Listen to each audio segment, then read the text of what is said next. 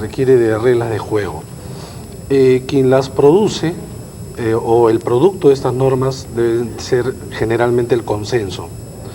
Las normas y las reglas de juego de este proceso han sido construidas, han sido manipuladas, han sido modificadas, han sido cambiadas, lamentablemente por este gobierno en su intento de reelección para un tercer mandato de parte del presidente Fujimori. Toda reelección en Latinoamérica, en los sistemas presidencialistas, casi siempre tiene. Estamos discutiendo sobre las condiciones del proceso. La argumentación era que este proceso, como ningún otro en los últimos 22 años de sufragio en el Perú, y coloco el año 78 como un hito porque a partir de ahí se han realizado 14 procesos, en realidad el número más alto en la historia republicana, y este ha sido el de las peores condiciones. Relativizar esto creo que no conduce a nada, por el contrario es intentar ocultar una realidad a todas luces contundente. Por lo demás, ahí respondo sí la pregunta que se hace José Luis, en realidad, ¿qué pasaría si es que hay una segunda vuelta y si en la segunda gana la oposición? Eso no le quita que el proceso esté viciado. Por ejemplo, la señora Chamorro en el año 89 derrotó al Frente Sandinista en un proceso que también fue acusado de no contener condiciones favorables en una elección equitativa. Pinochet el año 89, tuve además el gusto de presenciar, salió derrotado en un referéndum en donde evidentemente tenía todo a su favor y fue acusado también de utilizar recursos del Estado, etc. En algunas elecciones, pocas en realidad del conjunto, las fuerzas que se oponen... ¿Qué pasaba si en estas elecciones ganaba el presidente Fujimori? Luego Fernando Tuesta señaló que igualmente el proceso electoral no había sido claro y transparente, aunque incluso ganara Fujimori o la oposición, ¿no es verdad, Fernando? En realidad... yo dije, ¿qué pasa si gana la oposición? Claro, si gana la oposición no le quita, no le quita. En realidad, el gobierno, nosotros teníamos otras oportunidades, juega las elecciones, controla las elecciones, intenta controlar absolutamente todo, pero juega las elecciones y ese es un riesgo. El punto es que en esta oportunidad, pese a todo, la irrupción de Toledo y, digamos, la corrida de intención de votos hacia él provoca que pierda el total control que tenía antes. Pero las condiciones están allí y las condiciones de inequidad se presentan incluso hasta el día de hoy. Ustedes pueden ver en su kiosco favorito cómo estos periódicos amarillos y chichas hacen propaganda para el presidente Fujimori. Las condiciones son de esa manera, seguramente no los van a multar, como han multado, por ejemplo, a Canal N. Puede ganar la oposición en situaciones incluso desfavorables. Eso no le quita la categoría de ser el proceso en condiciones de inequidad. Muy bien, Fernando, tenemos aquí el diario ABC, entrevista con Alberto Fujimori. Los expertos han probado ya que es remotamente imposible que haya fraude. ¿Cuál es tu opinión? ¿El proceso le da validez de alguna manera? Fernando, ¿tú qué piensas? Bueno, en realidad el resultado es el producto del proceso. Obviamente, mucho del resultado tiene que ver cómo se desarrolló el proceso. Yo sí creo que en este caso, todo lo inequitativo que es el proceso, en la votación del presidente Fujimori tiene su elemento que lo ha llevado a tener por lo menos la intención de voto en primer momento, y eso creo que vicia el proceso. Ahora, que el resultado sea inverso a los deseos de él es porque los electores pueden imponer una voluntad distinta. Yo creo que no es pertinente, ni creo que sea, no hay que rendir culto de ninguna manera a ninguna falsa realidad cuando uno dice que este proceso es el que ha tenido mayores problemas, el más discutido, el más discutible, el de mayores elementos de inequidad de los que va de los últimos 22 años, y los últimos 22 años conforman la época de mayores procesos electorales democráticos en este país. Por lo tanto, incluso podríamos decir uno de los mayores procesos, el mayor proceso en términos de elementos fraudulentos, y eso hay que decirlo, y eso lamentablemente es así, con independencia de nuestra voluntad. Muy bien. Los americanos han tenido una tradición antirreeleccionista, y además la historia de los países latinoamericanos es una historia en donde evidentemente el péndulo entre democracia y dictadura se ha sentado. De esta tradición se rescató que el presidencialismo latinoamericano, no norteamericano, era un presidencialismo que concentraba el poder. En ese sentido, se prohibió en casi todas las constituciones la reelección presidencial. Era imposible competir con un presidente. Esas mismas razones históricas de casi 2 siglos de democracia latinoamericana se han demostrado fehacientemente en la reelección del año 95 y con mayor razón la reelección o el intento de un tercer mandato del presidente Fujimori. Más allá de la voluntad de los actores, más allá de los buenos deseos de algunos parlamentarios, en realidad lo que se ve en un proceso electoral es la desigualdad de la competencia, y en donde evidentemente la reelección presidencial a lo único que lleva es al intento de ampliar su permanencia en el poder de los actores políticos, en este caso el presidente Fujimori. Lamentablemente estamos viviendo los efectos perturbadores para la democracia de una reelección presidencial. Entonces, es totalmente distinto. Nosotros tenemos que reconocer que somos Latinoamérica, y somos Latinoamérica con nuestra tradición y nuestra historia. La historia y nuestra tradición sostiene que los ejecutivos, ya algún autor señaló que nuestros presidentes son monarcas constitucionales, adquieren una concentración del poder incluso más allá de lo que dicen las constituciones. Una reelección lo que hace es prolongar esto, eso en primer lugar. Nadie ha dicho que, por ejemplo, Cambio 90, nueva mayoría, no pueda permanecer en el poder más de 5 años, 10, 15, todos los que sean necesarios si gana elecciones.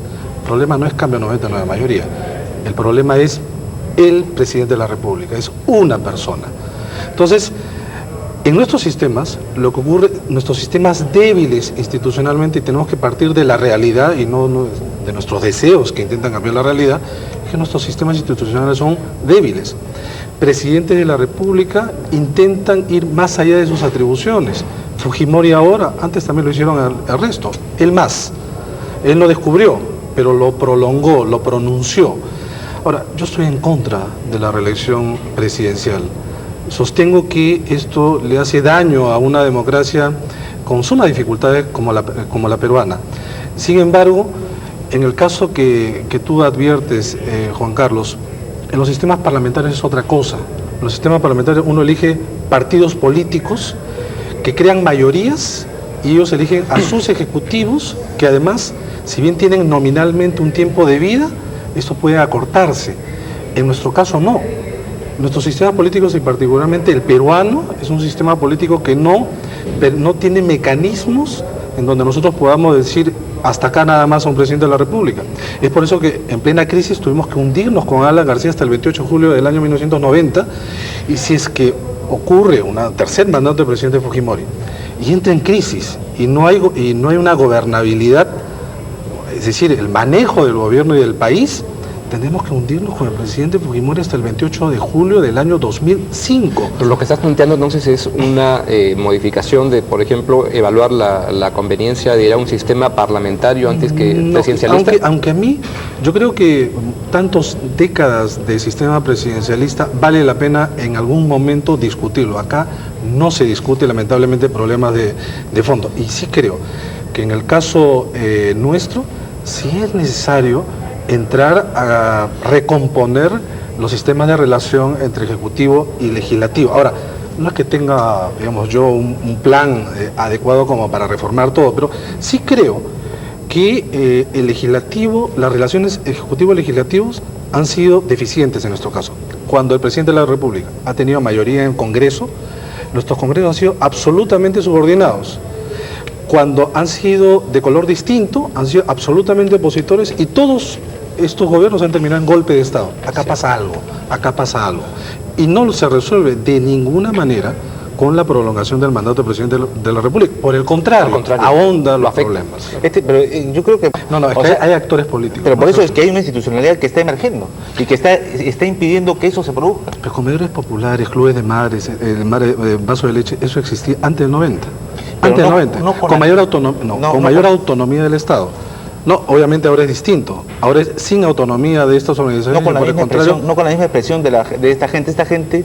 Estos comedores se están convirtiendo, están procesándose hacia sectores productivos. Producen, tienen panaderías, tienen empresas que producen textiles. Juan Carlos, esto existía hasta antes del 90. Pero es que la conciencia que ellos están tomando es totalmente distinta. No, es lo peor. Las relaciones que adquieren con el Estado son distintas y va en contra de lo que una democracia con una sociedad civil densa y con autonomía debe implementarse. Ese es distinto. Tengo la impresión que no es así. Yo, por ejemplo, hace un momento Chacho Hidalgo hablaba sobre lo que aparecía el Perú en CNN. Ayer estuve viendo un informe de Josefina Tausen y la gente en el informe de Josefina Tausen recogía esto. Recogía que había nuevos valores y recogía que este sector que está conformado alrededor de los comedores populares tiene una nueva percepción de lo que debe ser el Perú. ¿Cómo debe ser el Perú según tu interpretación? Son gente que cree en que puede generar ellos mismos su riqueza a través de la producción comunitaria, a través de la producción, a través de los comedores y de la organización comunal. Pero eso lo que va a generar es una nueva institucionalidad que se va a reflejar finalmente en el aparato del Estado. No va a permitir que sucedan cosas como las que han estado sucediendo.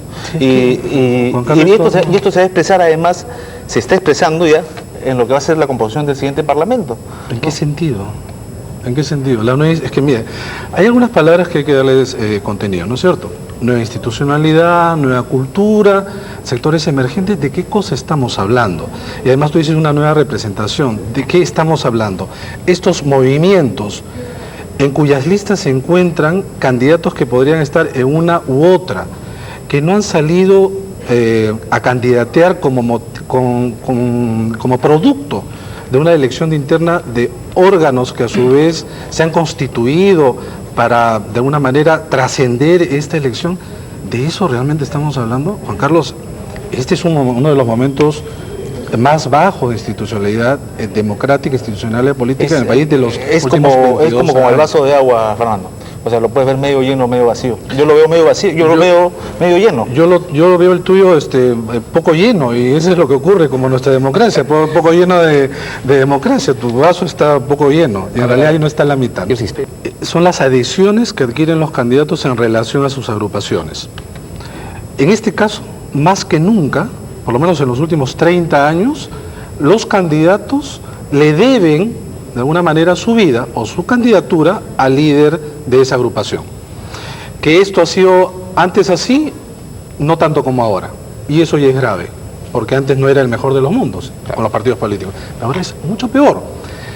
Del 95 a la actualidad, 27 parlamentarios han migrado de una bancada a otra, 27, nunca antes en la historia del Parlamento.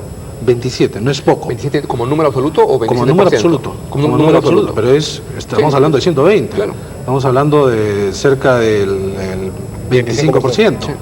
Uno de cada 4 migró. ¿Qué nos hace pensar que este nuevo Parlamento que nace hoy día, de acá a 5 años, no va a ocurrir igual o más? Probablemente igual. Yo me temo que sí. Y en segundo lugar, la calidad de la representación parlamentaria. Entonces, esto es responsabilidad evidentemente compartida. Usted no es solo del presidente Fujimori, pero creo que él tiene una gran responsabilidad.